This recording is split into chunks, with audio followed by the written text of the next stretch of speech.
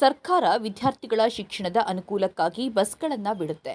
ಆದರೆ ರಾಯಚೂರು ಜಿಲ್ಲೆಯ ಮಾನ್ವಿ ತಾಲೂಕಿನ ಸುಂಕೇಶ್ವರ ಮಾರ್ಗದ ಬಸ್ ಬಾರದ ಕಾರಣ ನೂರಾರು ವಿದ್ಯಾರ್ಥಿಗಳು ರಾಜ್ಯ ಹೆದ್ದಾರಿ ಬಂದ್ ಮಾಡಿ ಆಕ್ರೋಶ ವ್ಯಕ್ತಪಡಿಸಿದ್ದಾರೆ. ಶಾಸಕ ಬಸನಗೌಡ ದದ್ದಲ್ ಸಾಹೇಬ್ರೆ, ನಿಮ್ಮ ಕ್ಷೇತ್ರದ ವಿದ್ಯಾರ್ಥಿಗಳ ಸಮಸ್ಯೆ ಕೇಳಿ ಸ್ವಾಮಿ. ವಿದ್ಯಾರ್ಥಿಗಳೇ ಬೀದಿಗೆ, ನಮ್ಮ ಊರಿಗೆ ಬಸ್ ಬರುತ್ತಿಲ್ಲ, ನಮ್ಮ ಶಿಕ್ಷಣದ ಗತಿ ಏನು ಎಂದು ಕಿಡಿಕಾರ್ತಿದ್ದಾರೆ. ನನ್ನ ಹೆಸರು ಮಂಜುಳಾ ರೀ. ಶೃಂಗೇಶ್ವರ ತಾಂಡ ಊರಿಗೆ ಬಸ್ಸೇ ಬರೋದಿಲ್ಲ ರೀ. ಮತ್ತೆ ವಾರಾಗ 3 ಸಲ ಬರ್ತದ್ರಿ. ಬಸ್ ಯಾಕೆ ಬಂದಿಲ್ಲ ಅಂತ ಕೇಳಿದ್ರೆ ನಾವೇನು ಮಾಡಮ್ರಿ, ಕಂಡಕ್ಟರ್ ಇಲ್ಲ, ಡ್ರೈವರ್ ಇಲ್ಲ ಹಂಗೆ ಹೇಳ್ತಾರೆ. ಯಾಕಿಲ್ಲ ಅಂದ್ರೆ ನಮ್ಮೂರಿಗಿಲ್ಲ ಅಂದ್ರೆ ನಾವೇನು ಮಾಡಮ್ಮ, ಎಲ್ಲ ಊರಿಗೆ ಅದ ನಿಮ್ಮೂರಿಗೆ ಇಲ್ಲ ಅಂತ ಅವ್ರು ಹೇಳ್ತಾರೆ ರೀ. ಅವಾಗ ನಾವು ಯಾಕ್ರಿ ಅಂಕಲ್ ಎಲ್ಲ ಊರಿಗಿದ್ರೆ ನಮ್ಮೂರಿಗೆ ಯಾಕಿಲ್ಲ ಅಂತ ನಾವು ಕೇಳಿದ್ರೆ ಮತ್ತೆ ಬಸ್ ಬಂದ್ರೂ ಸಾದಾಪುರ್ ಸೀಕಲ್ ಇವರೆಲ್ಲ ಸ್ಟ್ರಿಕ್ ಮಾಡ್ತಾರೆ ರೀ. ನಾವೇನು ಮಾಡ್ರಿ, ಶಾಲೆ ಕಲಿಯವ್ರಿ, ರೊಕ್ಕ ಕಟ್ತೀವ್ರಿ ನಾವು. ಇಲ್ಲೇನು ನಮಗೆ ಅವೆಲ್ಲ ಆತದ್ರಿ. ಏನ್ ಮಾಡಮ್ಮ, ಅವ್ರಿಗೆ ಸ್ವಲ್ಪನ ತಿಳಿಬೇಕಲ್ಲ. ಆ ದದ್ದಲ್ ಬಸನಗೌಡ ಅಂದ್ರು ನಮ್ಮ ಊರಿಗೆ ಬಂದು ಒಂದ್ ಚೂರು ನೋಡೋದೇ ಇಲ್ಲ ರೀ. ನಮ್ಮ ಊರಿಗೆ ಅಂದ್ರು ಬರ್ರಿ ಅಂದ್ರೆ ಯಾವಾಗ ಬರ್ತಾರಂದ್ರೆ ಅವ್ರಿಗೆ ರೊಕ್ಕ ಕಟ್ಟೋ ದಿವಸ ಬರ್ತಾರ್ರಿ. ಅವ್ರ ಕೇಳ್ಬೋದ್ರಿ. ಡಿಪೋಗೆ ಹೋಗಿದ್ರಿ.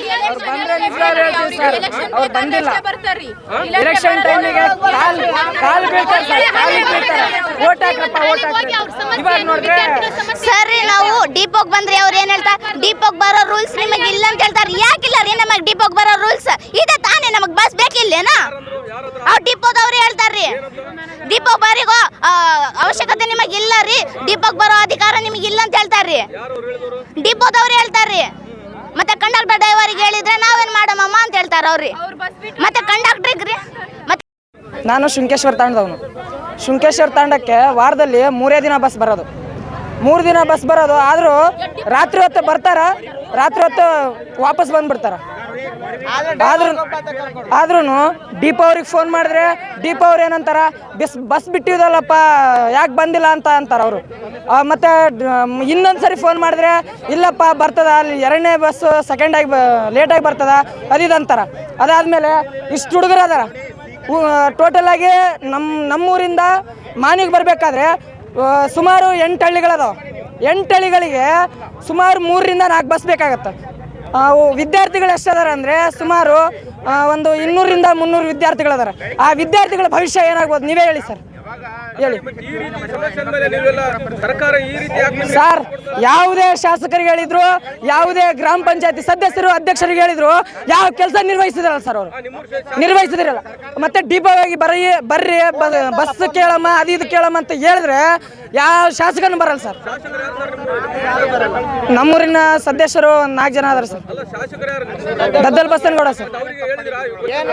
ಏನು ಹೇಳಿಲ್ಲ ಸರ್ ಅವ್ರಿಗೆ, ಹೇಳಿಲ್ಲ ಸರ್. ಅವ್ರು ಕೇರ್ ಮಾಡಿದ್ರೆ ಹೇಳ್ತೀವಿ ಸರ್, ಆದರೆ ಹೇಳಿಲ್ಲ.